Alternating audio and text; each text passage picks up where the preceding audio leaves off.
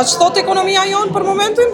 Për ekonomia jonë për momentin mirë. Sot ishim në një konferencë ku më folë për migracionin dhe prezentova disa dana, është me vërtet interesante, 2 miliard e 270 milion euro sjellin bashkëdhetarët tanë.